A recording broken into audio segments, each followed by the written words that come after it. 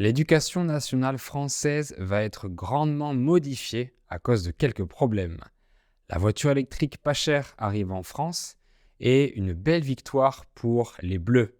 Bienvenue dans l'épisode 148 du podcast Fluidité où on va examiner ensemble quelques actualités importantes et récentes en France. Alors restez à l'écoute. Tu apprends le français ? Fabien te propose des contenus en français courant qui parlent de culture, d'histoire, de géographie française, mais aussi des biographies, des dialogues ou des astuces d'apprentissage. Bienvenue dans le podcast Fluidité. Avant de commencer, je voudrais vous proposer une opportunité unique pour progresser en français si vous êtes intermédiaire, notre club VIP. C'est un club privé que j'ai créé, composé d'une grande communauté de plus de 450 apprenants, que je remercie encore d'ailleurs. Vous y trouverez des amis qui viennent du monde entier et tous ensemble, nous faisons des activités de pratique orale en groupe sur Zoom. De la lecture, des jeux, des quiz, des discussions sur différents thèmes, etc. Ces réunions sont organisées chaque semaine le mercredi à 18h30 et le vendredi à 18h, heure de Paris. Mais également le mercredi à 18h30, j'anime aussi un cours interactif pour expliquer facilement et clairement la grammaire du français. Nous avons un groupe Telegram pour discuter, partager et échanger où j'aide les apprenants en répondant à leurs questions évidemment. Le club VIP, c'est aussi des contenus exclusifs pour les débutants, tout mon podcast sans aucune publicité, des transcriptions bilingues pour comprendre rapidement ou encore des listes de vocabulaire PDF pour enrichir votre lexique. Tout le monde est bienvenu et vous pouvez rester autant de temps que vous voulez. Pour rejoindre le club VIP, cliquez sur le lien dans la description. Cette semaine, je voudrais vous parler de quelques actualités importantes de ces dernières semaines. J'ai fait un sondage sur mon canal Telegram pour vous demander de voter pour vos sujets préférés et vous avez choisi les actualités en France. En plus, ça fait longtemps que je n'ai pas fait ce type d'épisode. C'est très utile pour vous, pour apprendre du vocabulaire de la vie quotidienne et pour mieux comprendre notre culture. Alors, on va passer en revue 4 actualités, 4 actus qui ont marqué le pays ces derniers temps. Passer en revue, ça veut dire examiner. Alors, pour la première information importante, on parle de voiture, puisqu'en décembre, le gouvernement a fait une annonce très spéciale. La voiture électrique en leasing à 100 € par mois sera disponible à partir du 1er janvier 2024. Alors qu'est-ce que c'est ? Qu'est-ce que ça veut dire ? Le leasing, c'est un terme qu'on utilise déjà depuis plusieurs années et c'est un anglicisme pour dire le crédit bail ou la location avec option d'achat. Donc c'est le fait de louer un bien, comme par exemple une voiture, avec un montant qu'on paye tous les mois et une possibilité d'acheter le bien après quelques années. En résumé, on paye un crédit tous les mois et à la fin du contrat, qui est généralement de 3 ans, on peut acheter la voiture pour qu'elle nous appartienne ou décider de repartir sur un nouveau contrat d'un véhicule plus récent. L'avantage, c'est qu'on n'a pas besoin de s'inquiéter de la décote de la voiture. La décote, c'est la perte de valeur du véhicule au fur et à mesure qu'il vieillit. Alors le président Macron a annoncé sur X, l'ancien Twitter, qu'à partir du 1er janvier 2024, le gouvernement allait proposer un crédit bail avec des voitures électriques pour un prix abordable. Et oui, notre président est assez moderne et utilise beaucoup les réseaux sociaux. Je crois même qu'il a un compte TikTok. Depuis quelques années, l'Europe a décidé d'accélérer la transition écologique pour réduire la pollution causée en grande partie par le secteur des transports. Une loi a même été votée par la Commission européenne pour interdire la vente de véhicules thermiques à partir de 2035, donc des véhicules qui sont les plus polluants, même si une voiture électrique pollue quand même. Mais une voiture électrique reste encore chère à acheter, donc la France a décidé de réagir pour aider les familles les moins riches à franchir le cap et à rouler en voiture électrique pour un paiement mensuel de 100 € par mois minimum. Comment ça fonctionne ? Alors il y a plusieurs conditions. Les personnes qui pourront en bénéficier seront les foyers qui ont des revenus de moins de 15 400 € par an. Le foyer, ce sont les membres d'une famille qui vivent dans le même logement. Le mari, la femme, les enfants, etc. Sachez qu'en France, 15 400 € par an, ce sont les revenus minimums pour survivre. Ça équivaut à 1 280 € par mois, donc ça fait un seul salaire minimum, ce qui est très peu de nos jours. Pour le moment, il y a une autre condition, il faudra habiter à plus de 15 km de son lieu de travail. Un autre prérequis, le contrat de location ne pourra pas être inférieur à 3 ans. Et enfin, il faudra faire plus de 8000 km par an avec sa voiture pour aller travailler. Donc c'est un dispositif qui est destiné aux revenus modestes, principalement pour leur trajet domicile-travail. C'est aussi surtout pour les gens qui habitent en campagne, puisqu'en dehors des grandes villes comme là où j'habite, il n'y a presque pas de transport en commun. Pour l'instant, ça ne concerne pas beaucoup de personnes à cause de tous ces prérequis, mais ils voudraient rendre le dispositif disponible à plus de gens à l'avenir. L'État a créé un site internet où il y a toutes les informations et on peut même y voir les différentes voitures qu'on pourra louer. Je vous mets le lien de la publication de M. Macron dans la description si vous voulez y jeter un coup d'œil. Qu'est-ce que vous en pensez? Est-ce que vous trouvez que ce dispositif est utile? Est-ce que ça vous plairait de rouler en voiture électrique? On passe à une autre actualité du gouvernement et on va parler du choc des savoirs. C'est le nom d'une réforme de l'éducation nationale qui a été lancée dernièrement. Le choc des savoirs est un ensemble de mesures qui a pour objectif d'élever le niveau scolaire en France. On peut dire aussi de rehausser le niveau, donc de l'amener vers le haut. Le contraire serait le verbe baisser. Voici le problème.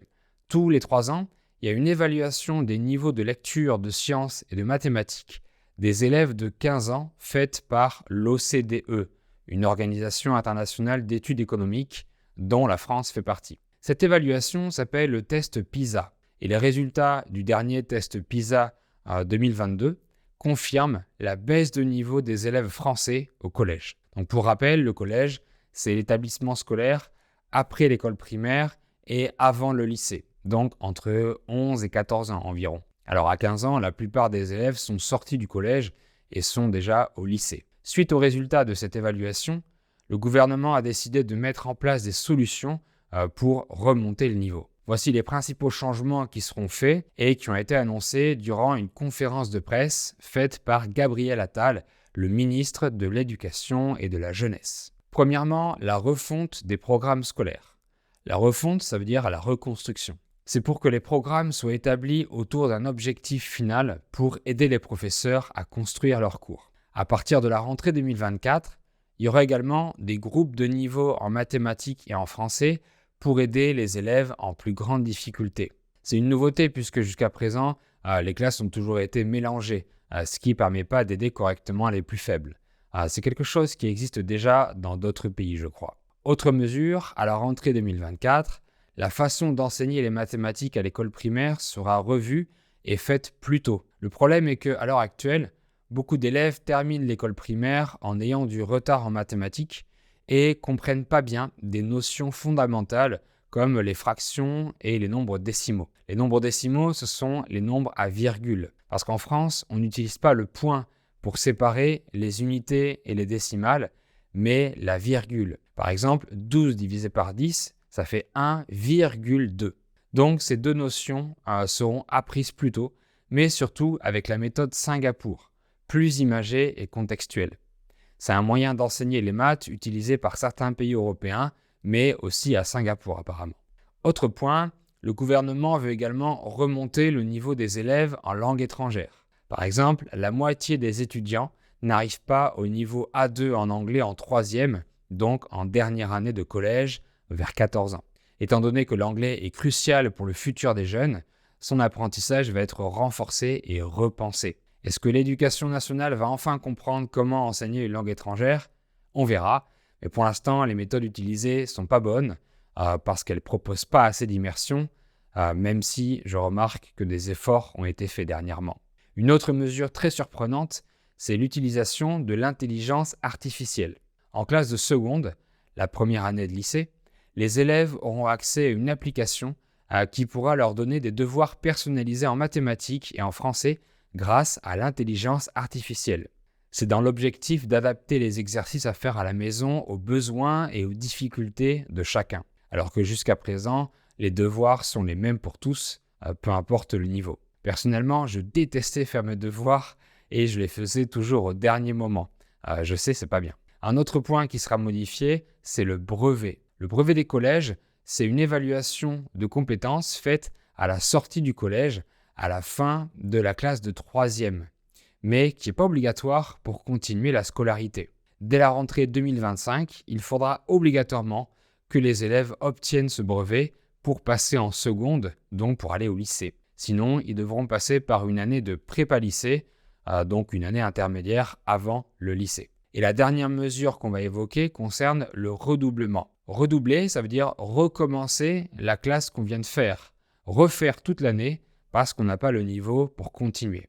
Pour l'instant, ce sont les parents qui décident ou non de faire redoubler leur enfant, suite au Conseil de l'éducation nationale. Mais à partir de la rentrée 2024, ce sera le contraire. L'école aura le dernier mot et prendra la décision de faire redoubler l'enfant. Les parents ne pourront pas s'y opposer. Je trouve que c'est mieux ainsi, ça redonne du pouvoir à l'éducation nationale qui est en train d'en perdre de plus en plus. Beaucoup de parents font des erreurs en prenant de très mauvaises décisions en ce qui concerne la scolarité de leur enfant parce qu'ils n'ont pas l'expérience ni les connaissances de l'éducation nationale. Donc beaucoup d'enfants finissent en échec scolaire parce que l'école n'a pas eu les moyens de les aider. Donnez-moi votre avis dans les commentaires sur toutes ces mesures proposées pour remonter le niveau scolaire en France. Et on va rester dans l'éducation nationale pour cette troisième actualité des dernières semaines. C'est un autre grand changement encore proposé par le même ministre de l'Éducation, Gabriel Attal. Par contre, cette fois, c'est seulement une expérimentation dans quelques écoles. Ce n'est pas une mesure généralisée pour le moment. Je parle du port de l'uniforme à l'école. Le port, c'est le fait de porter un vêtement ou un accessoire. On dit porter des lunettes, porter la barbe, porter un pantalon, etc. Et l'uniforme, c'est une tenue, un ensemble de vêtements identiques que tout un groupe porte. Jusqu'à présent, l'uniforme n'a jamais été obligatoire en France, contrairement à de nombreux pays. Mais de nos jours, les élèves ont de moins en moins de respect et viennent étudier avec des tenues de plus en plus extravagantes, choquantes ou provocantes, et souvent non respectueuses des codes éducatifs ou des principes de la nation. Beaucoup d'élèves subissent également des moqueries à l'école à cause de leur tenue vestimentaire. Donc l'État français a décidé de faire un test dans plusieurs écoles en imposant un uniforme. En contrepartie, pour cette expérimentation, le gouvernement financera complètement cette tenue, donc les parents n'auront pas besoin de le payer. Je pense que c'est bien pour les familles qui n'ont pas les moyens d'en acheter un. Le test réel commencera au printemps ou à la rentrée 2024 selon les écoles. Donc de grands bouleversements sont en train de se faire au sein de l'éducation nationale et je trouvais utile de vous en parler. Bouleverser, ça veut dire provoquer de grands changements. Et je voudrais terminer par une actualité culturelle en parlant de sport. L'équipe de France féminine de handball est championne du monde. Voilà, les Bleus ont remporté le championnat du monde de handball féminin qui s'est terminé dimanche 17 décembre. Elles ont gagné la finale contre la Norvège avec un score de 31-28, donc à seulement 3 buts d'écart. Le match était très serré. Toute l'équipe a été reçue à l'Élysée lundi 18 pour être félicitée par Emmanuel Macron et son épouse Brigitte. Leur entraîneur a dit que le groupe était en titane et que rien ne pouvait les arrêter. C'est une image pour dire que l'équipe était indestructible durant cette Coupe du Monde. En janvier dernier, l'équipe masculine de handball avait failli gagner le championnat du monde, mais ils avaient perdu en finale. En 2022, c'était les footballeurs qui avaient perdu en finale de la Coupe du Monde. Et cette année, les rugbymen sont également passés à côté de la Coupe du Monde de rugby. Donc cette victoire fait plaisir pour le sport français. Surtout que c'est le 3e championnat du monde gagné par les handballeuses. C'est magnifique.